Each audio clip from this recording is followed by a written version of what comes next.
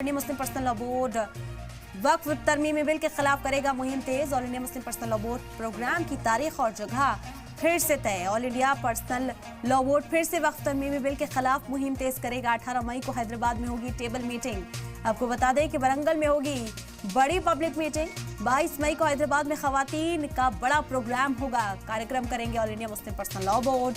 महाराष्ट्र के नांदेड़, लातूर और औरंगाबाद में मीटिंग होगी। 23, 24 और 25 मई को पब्लिक मीटिंग की जाएगी। महाराष्ट्र के नांदेड़, लातूर और औरंगाबाद में 23, 24 और 25 मई को पब्लिक मीटिंग होगी। मुंबई के मुब्रा में भी 20 मई से पहले प्रोग्राम करेगा बोर्ड। कल है सुप्रीम कोर्ट में वक्फ मामले पर समाअत। अहम जानकारी इस वक्त आप तक पहुंचा रहे हैं। आपको बता दें कि कल सुप्रीम कोर्ट में बेहद अहम समाअत होने वाली है और इसके खिलाफ all India Muslim personal law board लगातार मुहिम चला रहा है और वक्फ तरमीमी बिल के खिलाफ मुहिम को तेज किया जाएगा बोर्ड की ओर से।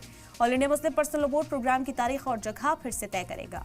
All India Muslim personal law board फिर से वक्फ तरमीमी बिल के खिलाफ मुहिम तेज करेगा।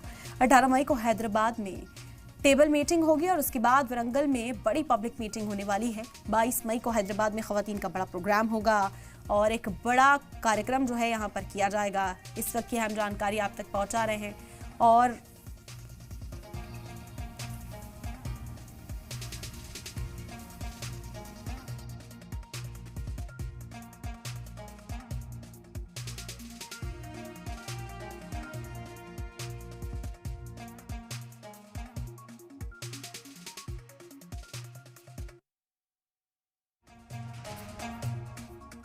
तो इस वक्त अहम जानकारी आप तक पहुंचा रहे हैं। आपको बता दें कि All India Muslim personal law board वक्फ तरमीमी बिल के खिलाफ मुहिम को तेज करेगा। महाराष्ट्र के नांदेड़, लातूर और औरंगाबाद में मीटिंग होगी। 23, 24 और 25 मई को पब्लिक मीटिंग होने वाली है। मुंबई के मुब्रा में भी अहम मीटिंग होगी और इस वक्त हमारे नुमाइंदगान जुड़ गए ज्यादा जानकारी हासिल करते। सैयद मुबशर दिल्ली से इस वक्त हमारे साथ हैं, अमजद खान मुंबई से जुड़ गए हमारे साथ और मीर मेहंदी अली बाखरी इस वक्त हैदराबाद से हमारे साथ जुड़ गए हैं। मुबशर, सबसे पहले आपका रुख करते हैं। बोर्ड ने मुहिम को और तेज करने की बात कही, क्या प्लान नजर आता है? बिल्कुल इरम, देखिए मुस्लिम पर्सनल बोर्ड के स्पोक पर्सन सैयद कासिम लिहाज से जब हमारी बात हुई थी कुछ दिन पहले, तब उन्होंने कहा था कि अभी जिस तरीके से पहलगाम हमले के बाद से जिस तरीके मुल्क के हालात हैं और जिस तरीके से कह सकते हैं ऑपरेशन सिंदूर चलाया है, उसको देखते हुए हमको इस वक्त मुल्क के साथ खड़ा होना है। तो इस वजह से हम अपने सारे प्रोग्राम्स जो है वो कैंसिल कर रहे हैं, यानी जितने भी पब्लिक प्रोग्राम्स थे वो कैंसिल कर दिए गए थे। 16 तारीख से फिर हम अपनी मुहिम चलाएंगे, राउंड टेबल मीटिंग्स होंगी दूसरे। लेकिन कुछ प्रोग्राम्स हैं जिन्होंने पब्लिक मीटिंग के तौर पर रखा, जिसमें सबसे अहम चीज़ मैं आपको बता दूँ कि जो तारीख और जगह है वो तय कर ली गई। यानी 18 मई को हैदराबाद में टेबल मीटिंग होगी। उसके बाद वारगल में बड़ी पब्लिक मीटिंग होगी, एक बड़ा इजलास होगा मुस्लिम पर्सनल बोर्ड का। उसके बाद 22 मई को हैदराबाद में जो खवातीन हैं उनका एक कार्यक्रम होगा all India Muslim personal board के तहत। और महाराष्ट्र के नांदेड़ में, लातूर और औरंगाबाद ये कार्यक्रम में 23, 24, 25 मई को पब्लिक मीटिंग हो गई, यानी बड़ा इजलास देखने को मिल सकता है। पिछले महीने भी हमने देखा था महाराष्ट्र के लातूर में और औरंगाबाद में एक बड़ा इजलास हुआ था जिसमें असदुद्दीन ओवैसी समेत कई बड़े नेता पहुंचे थे। यानी मुंबई में भी, मुंबई के मुब्रा में 20 मई से पहले कार्यक्रम करेगा ये बोर्ड। तो यानी साफ तौर पर है कि कल जो है, एक चीज़ और आपको बता दूं, कल सुप्रीम कोर्ट में सुनवाई होनी है, क्योंकि पिछली सुनवाई में जो चीफ जस्टिस थे संजय खन्ना वो रिटायर हो रहे थे। उन्होंने कहा अगली बेंच को, यानी नए चीफ जस्टिस को वो मामला पूरा रेफर किया था। तो 13 मई आज उन्होंने नए चीफ जस्टिस के तौर पर गवई ने सुप्रीम कोर्ट के जज के तौर पर गवई ने चीफ जस्टिस के तौर पर शपथ ली और कल इसकी सुनवाई करेंगे। यानी चीफ जस्टिस की बेंच कल सुनवाई करेगी सुप्रीम कोर्ट में। तो जिस तरीके से लगातार मुस्लिम पर्सनल हो जाता है कल का दिन भी, इस पर भी तफसील आपसे जानेंगे। इस वक्त एक रिएक्शन लेना चाहेंगे हैदराबाद में भी, क्योंकि अब ऐलान किया गया है कि अहम मीटिंग्स का दौर जो है वो हैदराबाद में भी देखने को मिलेगा। मीर का भी रुख करना चाहेंगे, क्या जानकारी मीर के पास है इस वक्त? मीर, 24 देखिए, सबसे बड़ी बात यह है, चीफ सलाम ने ये आज से 4-5 दिन पहले ऐलान कर चुका था, जब ऑल इंडिया पर्सनल लॉ मुस्लिम पर्सनल लॉ बोर्ड के जो गंभीर तेलंगाना स्टेट के, उन्होंने रात बातचीत की और कहा कि बत्ती गुल की बड़ी कामयाबी के बाद अब महिलाओं का जो बड़ा एहतजाज होगा, वुमन चेन लगाई जाएगी।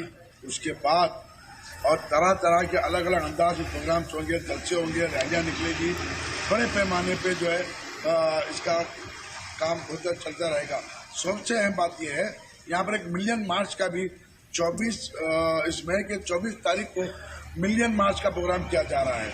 यहाँ पर जो तेलंगाना हैदराबाद में जो धरना स्थल है, उस धरना स्थल पर बड़े पैमाने पर तहरीक मुस्लिम शपथ फर्जी बचाओ तहरीक और दीगर लोगों ने मिलकर 1 मिलियन मार्च का ऐलान किया है। ये वही तहरीक मुस्लिम शपथ है, वही जॉइंट एक्शन कमेटी है जिन्होंने एनआरसी के वक्त काफी बड़े पैमाने पे मिलियन बिल्कुल, मार्च का और वही तस्वीरें दोबारा देखने को मिल सकती हैं, ऐसा भी कहा जा रहा है। मीर, फिर आपका रुख करेंगे। अमजद भी मुंबई से इस वक्त हमारे साथ हैं।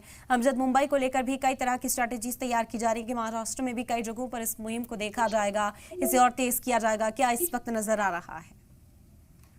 देखिए, मैं साफ तौर पर बता दूं, जैसे मुबश्शिर ने कहा कि ऑपरेशन सिंदूर के तहत जो है तमाम जो प्रोटेस्ट है उसको कहीं ना कहीं रोक दिया गया था मुस्लिम पर्सनल लॉ बोर्ड की तरफ से। उसके बाद से जब कल सुप्रीम कोर्ट पे सुनवाई होनी है उसको लेके कहीं ना कहीं मुस्लिम पर्सनल लॉ बोर्ड जो है पहले से ही जो है कमर कसना चाहता था, और कहीं ना कहीं वो अपने तमाम जो स्ट्रेटजी है वो हैदराबाद के अंदर 18 मई को जो है वो बनाने वाला है। और अगर महाराष्ट्र की बात करें तो महाराष्ट्र के लातूर, औरंगाबाद, मुंब्रा स्थित जो है 20 तारीख से पहले जो है प्रोटेस्ट करने की जो है तैयारी जो है मुस्लिम पर्सनल लॉ बोर्ड करता हुआ नजर आ रहा है। मुस्लिम पर्सनल बोर्ड के जो मेंबरान है, यहाँ के जो कन्वीनियर है मौलाना दरियावादी, जब हमने उनसे बात करी तो उनका साफ तौर पे कह रहा था कि महाराष्ट्र को लेकर स्ट्रेटजी जो है वो बनाई जा रही है, और तमाम जो महाराष्ट्र के इलाकों के अंदर कितने बड़े प्रोटेस्ट करने हैं और तमाम जो चीजें हैं उसको लेके जो है मुस्लिम पर्सनल लॉ बोर्ड जो है लगातार उनकी जो बोर्ड के मेंबरान है उनकी जो बैठक है वो भी शुरू हो चुकी है। अगर मुंबई से सटा मुंब्रा इलाका है, मुंब्रा जो है मुस्लिम बाहुल इलाका है, तो एक बड़ी मीटिंग जो है 20 तारीख से पहले जो है मुस्लिम पर्सनल लॉ बोर्ड जो है वहां पर करने की जो है लगातार कवायद जो है वो कर रहा है। देखना ये होगा कि मुस्लिम पर्सनल लॉ बोर्ड 20 तारीख से पहले जो है कौन सी तारीख का ऐलान करता है। उसके साथ साथ औरंगाबाद, लातूर और ये तमाम जो राज्य है महाराष्ट्र के, वहां पर भी जो है मुस्लिम पर्सनल लॉ बोर्ड जो है पब्लिक मीटिंग जो है वो करने वाला है। कल असदुद्दीन ओवैसी जो है खुद मुंबई में जो है वो मौजूद रहेंगे, और यहाँ पर उनकी जो पार्टी की जो है वो मीटिंग भी है यहाँ पर। तो वो कहीं ना कहीं जो स्ट्रेटजी है, जो प्लान है वो बनाया जा रहा है कि मुस्लिम पर्सनल लॉ बोर्ड जो है महाराष्ट्र के किन किन इलाकों के अंदर बड़ी बड़ी जो है पब्लिक मीटिंग जो है वो इनेकाद करे। उसके साथ साथ ह्यूमन चेन का जो मुंबई के अंदर एक ये कहा जा रहा था कि महाराष्ट्र के अंदर या मुंबई के अंदर एक बड़े ह्यूमन चेन का जो प्रोग्राम है मुस्लिम पर्सनल लॉ बोर्ड जो है वो भी रखेगा। तो तमाम जो स्ट्रेटजी है वो बनाया जा रहा है। नए चीफ जस्टिस आ रहे हैं, उनसे मुस्लिम पर्सनल लॉ बोर्ड को जो है काफी ज्यादा उम्मीदें हैं, क्योंकि इसके पहले के जो चीफ जस्टिस थे उन्होंने कहीं ना कहीं मुस्लिम पर्सनल लॉ बोर्ड के अंदर जो तमाम जो ऑब्जेक्शन लिए थे, कुछ ऑब्जेक्शन पे जो है वो स्टे जो है वो लगा दिया था। अब जो कल के जो नए चीफ जस्टिस बैठेंगे उसके बाद जो है बहस जो है वो लगातार बिल्कुल दुरुस्त कहा आपने, और काफी उम्मीदें जो हैं कल की समाज से इस वक्त की जा रही है, इसी बारे में चर्चा कर रहे थे। सईद मुबश्शिर का रुख करेंगे यहाँ पर, क्योंकि सीजेआई का भार आज ही संभाला, कल इस मामले की समाअत पर बैठेंगे। कई तारीखी फैसले उन्होंने किए हैं अपने मुद्दत कार के दौरान। हमने देखा है कि एक तारीख लंबी रही है, इस तरह के फैसलों पर भी उनकी लगातार नजर रहती थी। क्या उम्मीद इस वक्त जाहिर की जा रही है, क्या कुछ कहा जा रहा है मुबश्शिर अब तक? बिल्कुल इरम, देखिए जिस तरीके से अभी पिछले 22 अप्रैल से लेकर अब तक एक तरीके से कह सकते हैं कि मुस्लिम पर्सनल लॉ बोर्ड ने किसी तरह की कोई पब्लिक मीटिंग, कोई राउंड टेबल मीटिंग किसी तरह की नहीं, क्योंकि जिस तरीके के देश के हालात थे, मुल्क के हालात जिस तरह थे उसको देखते हुए साफ तौर पर मुस्लिम पर्सनल बोर्ड के स्पोक पर्सन सैयद कासिम रसूल इलियास ने कहा था कि अभी माहौल उस तरीके का नहीं है, हम देश के एक साथ हैं, यानी सरकार के साथ हैं उससे। लेकिन उसी सरकार के खिलाफ जो पार्लियामेंट में ये बिल वक्फ बिल अमेंडमेंट बिल लेके आई है उसके खिलाफ 16 तारीख से हम अपना एहतजाज शुरू करेंगे, यानी राउंड टेबल मीटिंग शुरू करेंगे, इन हाउस जो है मीटिंग शुरू करेंगे। लेकिन नया प्लान जो आज आया है, जब हमारे सैयद कासिम रसूल इलियास साहब से बात हुई तो उन्होंने साफ कहा कि 18 तारीख से हमारे पब्लिक मीटिंग्स और बहुत सारी चीज़ों का आगे का जो प्लान है वो तय किया गया है, यानी 18 से लेके 25 तारीख तक पूरे एक हफ्ते का प्लान अलग अलग शहरों में, अलग अलग सूबों में किया जाएगा। लेकिन साफ तौर पर है कि अभी सुप्रीम कोर्ट में भी सुनवाई चल रही है और नए चीफ जस्टिस गवई उसको आप सुनेंगे, कौन कौन उसमें जज होंगे, कल ये तस्वीर साफ हो जाएगी। लेकिन सबसे अहम चीज़, मुस्लिम पर्सनल लॉ बोर्ड